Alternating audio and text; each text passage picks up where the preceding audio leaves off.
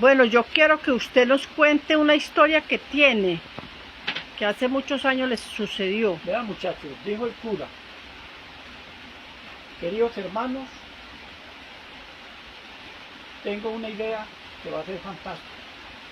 Nosotros necesitamos una cruz que nos proteja. En la vereda. A una vereda en corregimiento. Era una cruz muy grande. Y entonces yo quiero que se reúnan por ahí 20 o 30 hombres. Y los que no puedan ir, que den la plata para que le paguen jornal a otro para que vayan. Y entonces, como ahí había una base militar, entonces llegó la idea de conviar al ejército y la tropa dijo: nosotros participamos. O sea, fueron los soldados y mucha gente.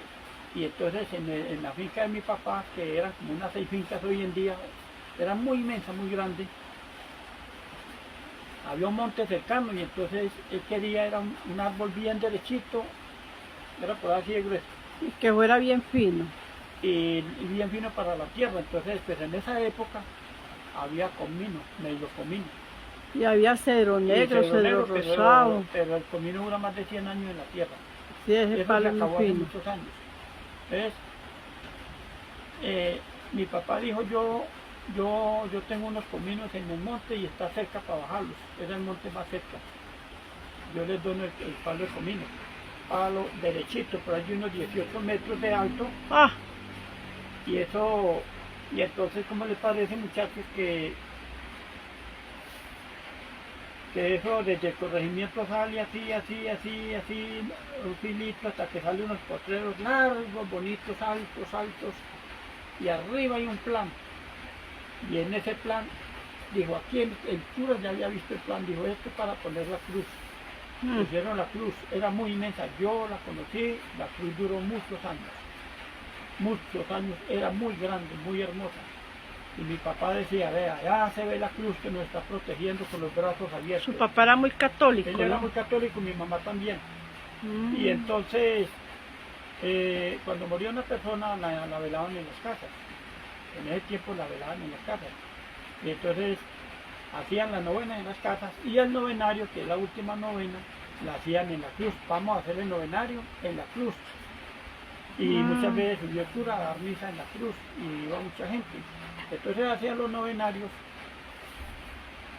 y la última novena hacían la cena para la gente. En esa época daban comida, muy buena cena, porque era la última novena para despedir ese alma. Y entonces,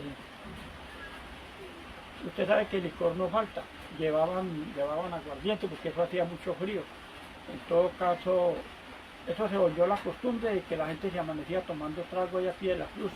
Iban a un novenario y se ponían a Los tomar. borrachos con una grabadora, eran unas rayolas, en esa época y ahí se quedaban 8 o 10 borrachos y borrachas tomando ahí, y entonces eso fue mucha crítica y muchos comentarios, y entonces eso, el cuento era que ya la gente decía que en la cruz se asustaban. Eso era un problema pasar por ahí porque comenzaron a ver cosas. Un día el cura, el que hizo la cruz, él se fue porque esa cruz duró muchos años. Entonces apareció otro cura y ya ese cura dijo que